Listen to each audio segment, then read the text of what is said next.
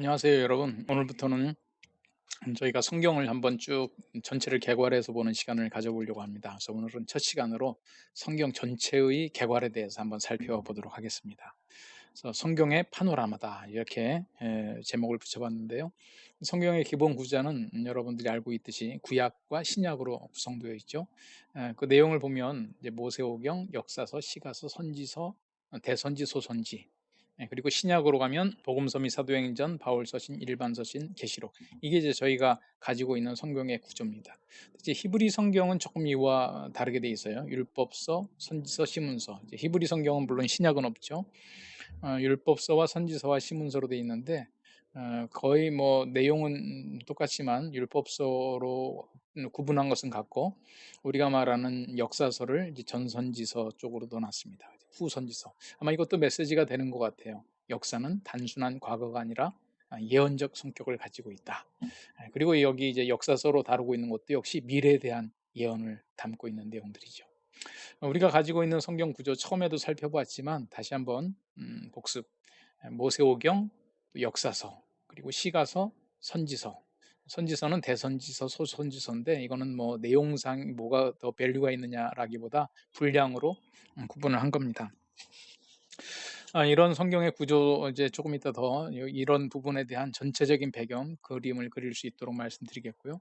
구약의 주요 인물들, 제가 지금 교재로 쓰는 것은 헨리에타 미어즈가 저술한 성경의 파노라마라고 하는 책에서 정리한 건데요. 헨리에타 미어즈가 구약의 인물들을 40명을 추려봤어요. 물론 실제 인물은 더 됩니다. 번호 하나에 여러 명이 같이 들어간 것도 있었어요. 여러분들 생각나는 사람 누가 있죠? 한번 여러분들이 성경 테스트 해보시려면 여기서 동영상 딱 멈춤하고 아는 사람 이름 한번 쭉 써보세요. 몇 명이나 겹치나. 물론 뭐 꼭 겹쳐야 된다는 건 아니지만 헬리엇 미어즈가 정리한 한 40명. 하나님부터 시작을 해서 사탄도 들어가 있고, 아담, 노아, 아브라함, 이삭, 야곱, 요셉 쭉 나가고, 이스라엘 왕은 27번에 가면 구왕조 19명, 또 28번, 29번, 30번은 유다의 왕 중에서는 3명의 이름을 넣고, 이렇게 구약의 인물들 40명을 헬레타 미어스에서는 추려봤습니다. 또 주요 인물, 신약의 인물 또 누가 있을까요? 여러분들도 한번 생각나는 인물들 있으시면 한번 종이에 적어 보시죠.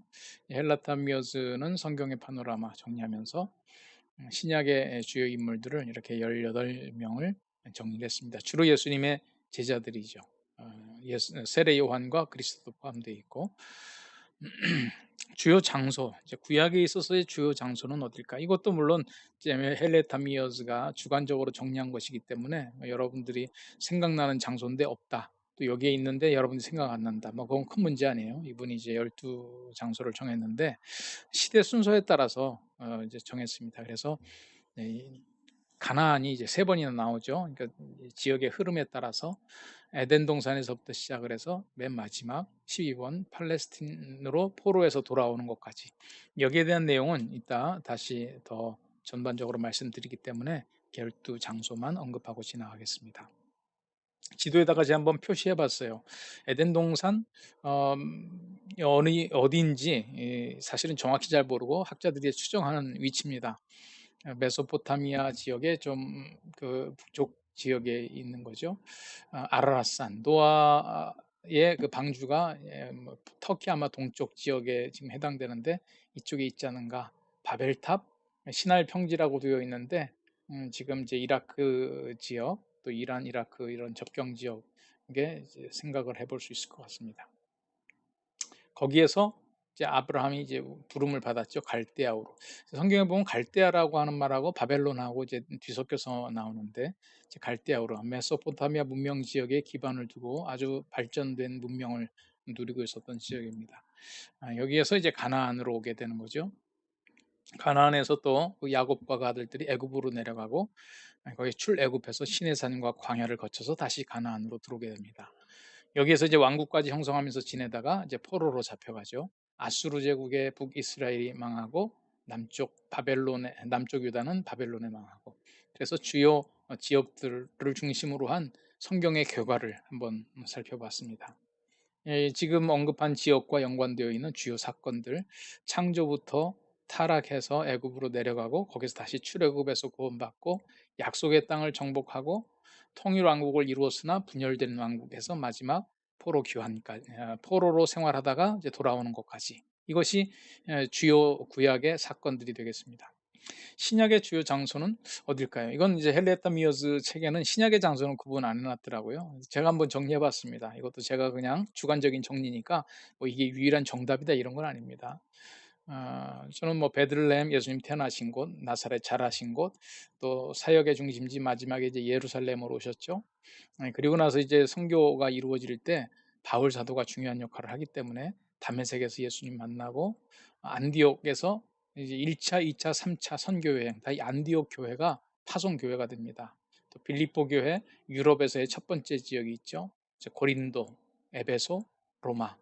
굉장히 중요한 도시들입니다. 제가 지도에서 다시 한번 이것도 표시를 해봤습니다. 베들레헴 태어나신 곳, 나사렛에서 성장하시고 예루살렘, 예루살렘에서 이제 마지막 사역을 마무리하셨죠.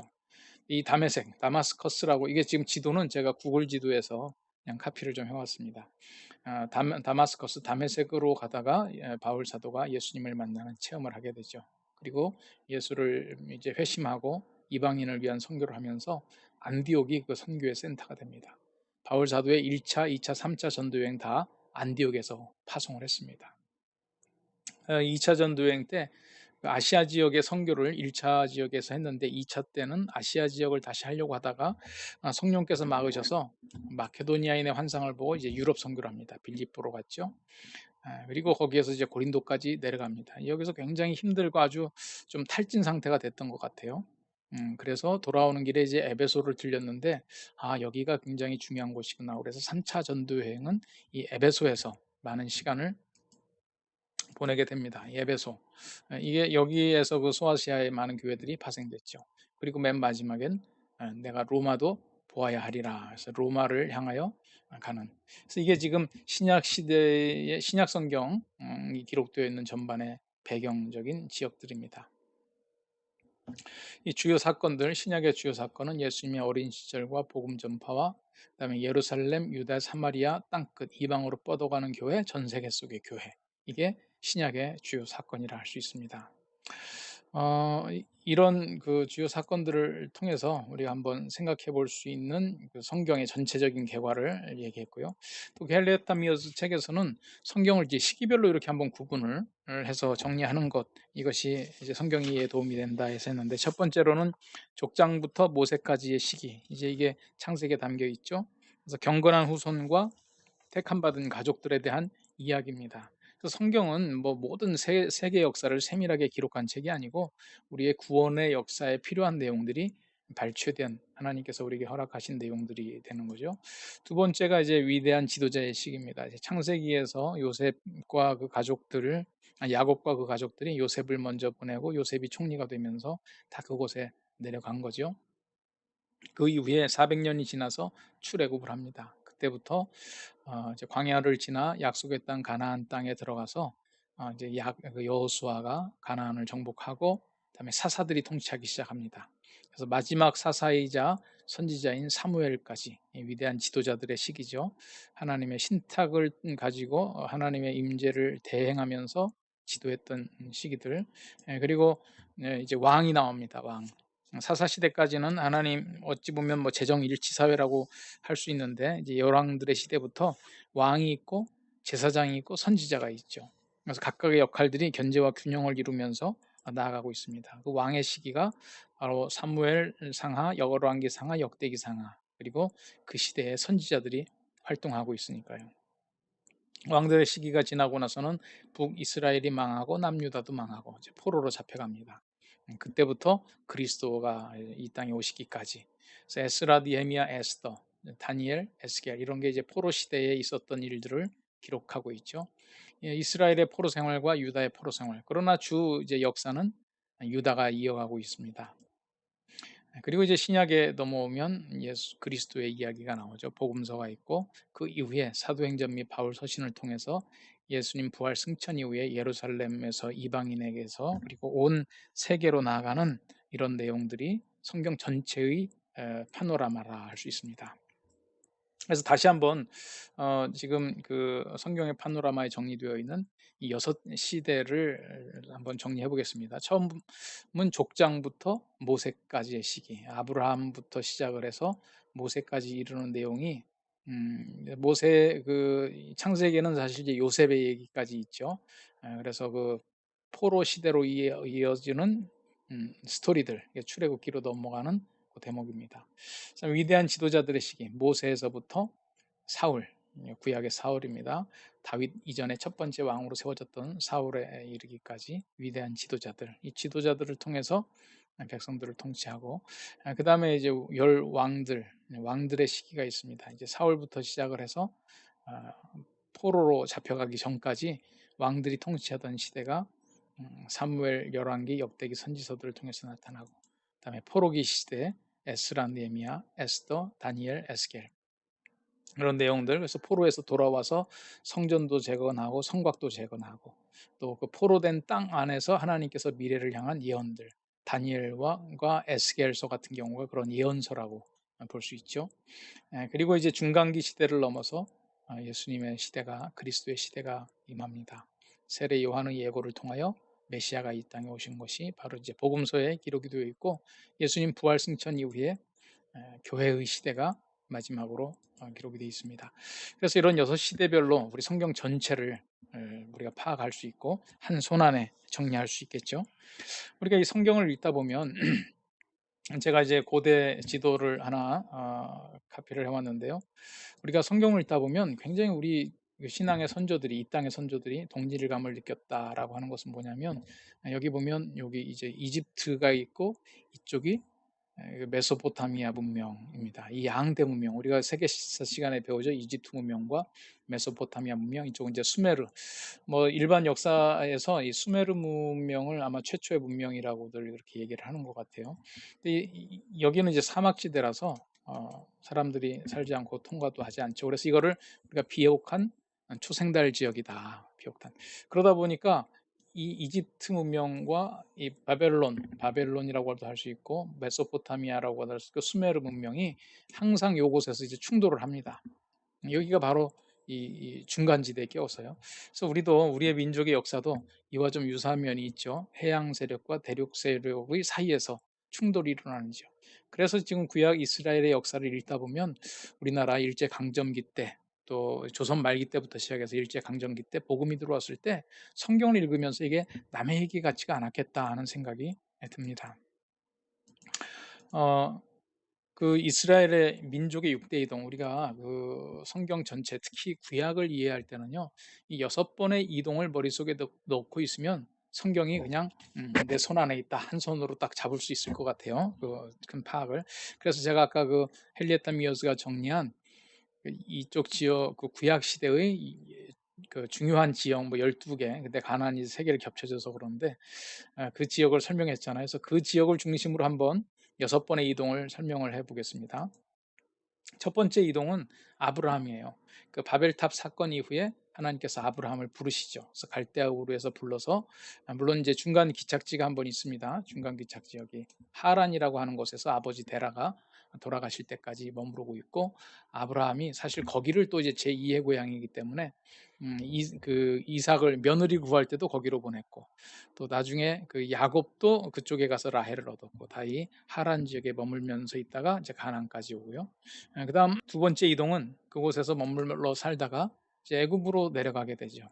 아브라함, 이삭, 야곱까지 이르러서 야곱의 아들들의 갈등으로 인해 요셉이 먼저 팔려갑니다. 요셉이 팔려가서 형제들이 가고 나중에 아버지 야곱까지도 가죠. 여기서 이제 얼마를 보내느냐? 이 기간이 400년이 되는 겁니다. 400년. 400년을 보내고 난 다음에 그 다음에 이제 여기서 세 번째 이동이 일어나죠. 모세가 출애굽을 합니다. 그래서 가나안으로 들어가죠. 그래서 가나안 땅에 들어가서 여기에서 이제 사사 시대를 거쳐서 왕국 시대를 맞이하게 됩니다. 북왕국 이스라엘은 나중에 이 네 번째 이동이죠. 아수르의 포로로 잡혀가게 되고, 다섯 번째 남왕국 유다가 멸망해서 바벨론의 포로로 잡혀가게 됩니다. 그리고 이제 하나 남았죠. 돌아오게 되는 것. 여섯 번째 포로의 귀환.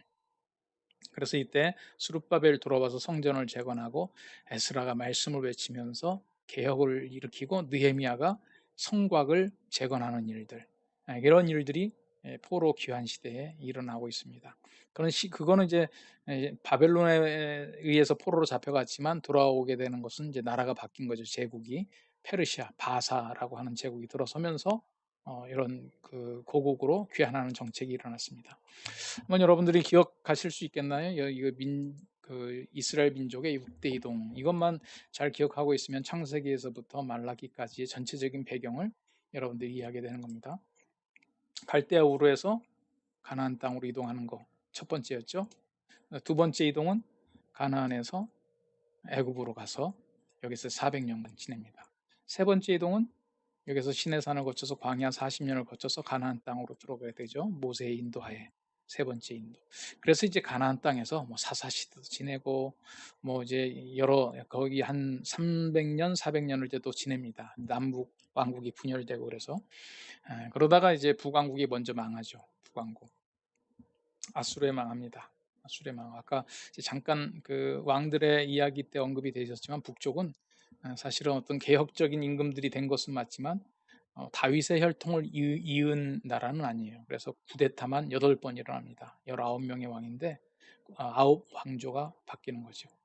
그리고 이제 남쪽 유다가 좀 더 역사를 지속하다가 이제 바벨론, 그 아수르 제국의 이제 바벨론으로 이어집니다. 그래서 다시 말하면 바벨론이 아수르를 이제 무너뜨린 거죠. 그래서 바벨론의 시대가 되었을 때 남쪽 유다가 망해서 포로로 잡혀가게 되죠.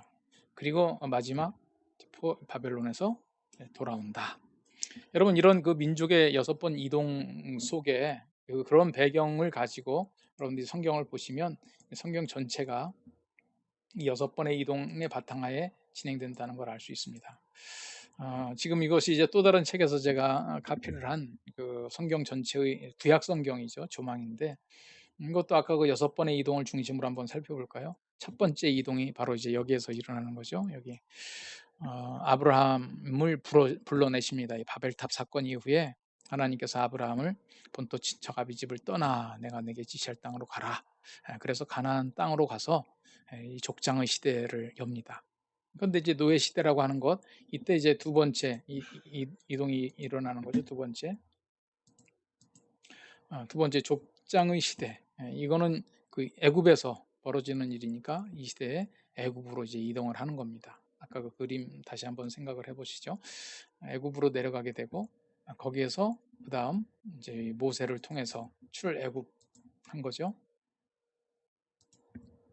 세 번째 해서 출애굽해서 이 지도자들의 시기, 이 이스라엘과 유다가 통일왕국을 이루면서 살아가다가 이렇게 나뉘어지죠. 나뉘어지고 나서 아수르의 포로로 잡혀가고 바벨론의 포로로 잡혀가고 그리고 때가 되자 포로에서 돌아오고.